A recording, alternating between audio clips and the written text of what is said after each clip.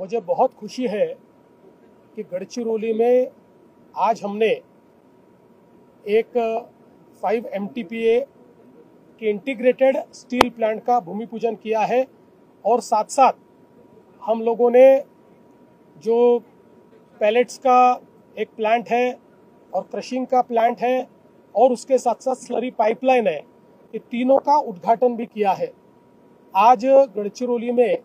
Sustainable mining को हमने promote किया है, ग्रीन माइनिंग को प्रमोट किया है और मुझे बहुत खुशी है कि लॉयड कंपनी ने इन्हीं तत्वों पर चलकर आज गढ़चिरौली में ये सारा जो यहाँ पर एक प्रकार से इंडस्ट्री खड़ी की है, इसके कारण गढ़चिरौली के 14,000 हमारे युवाओं को और युवतियों को यहाँ काम मिला है और अभी जो आज हमने भूमि पूजन किया है उसमें से 20,000 नए तरुण तरुणियों को यहाँ पर रोजगार मिलेगा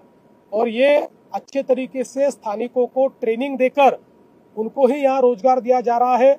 यहाँ की जो गढ़चिरौली की गोंडवाना यूनिवर्सिटी है उसकी ऑस्ट्रेलिया के यूनिवर्सिटी के साथ टाइप करके माइनिंग के कोर्सेस यहाँ शुरू किए गए हैं और अच्छा ह्यूमन रिसोर्स यहाँ पर ही तैयार किया जा रहा है और केवल यहाँ पर स्टील की इकोसिस्टम नहीं तो उसके साथ साथ अच्छा अस्पताल, अच्छी स्कूलें ये भी खोली जा रही है। एक प्रकार से गढ़चिरौली जो हम लोग ये मानते थे कि महाराष्ट्र का आखिरी जिला है, हमने तय किया इसको महाराष्ट्र का पहले जिले के रूप में देखा जाना चाहिए और उस प्रकार का परिवर्तन यहाँ हो रहा है।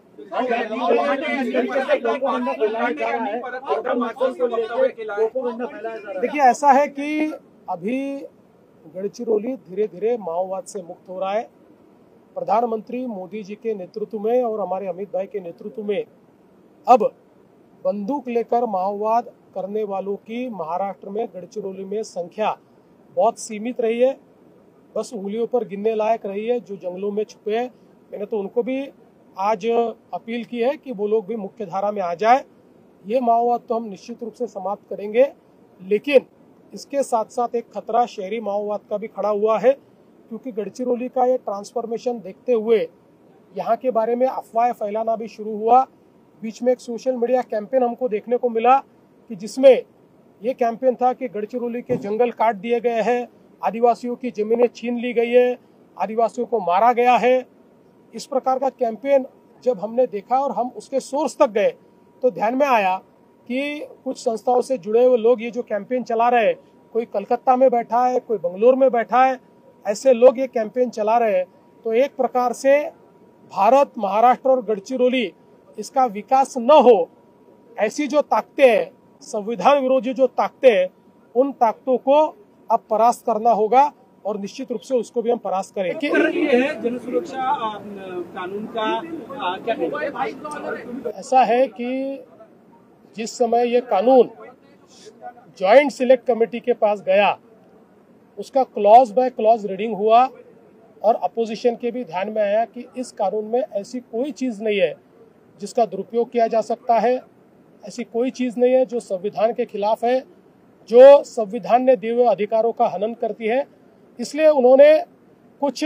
इंसिडेंटल चेंजेस उसमें बताए जो हमने मंजूर किए। ये बिल आया, बिल मंजूर हुआ, लेकिन हम सभी लोग जानते हैं कि श्रीमान राहुल गांधी ये अभी एक्सट्रीम लेफ्टिस्ट विचारों के लोगों से घिरे हुए हैं। एक्सट्रीम लेफ्टिस्ट नहीं, एक्सट्रीम लेफ्टिस्ट, और उन एक्सट्रीम लेफ्टिस्ट विचारों के लोगों से घिरे होने के कारण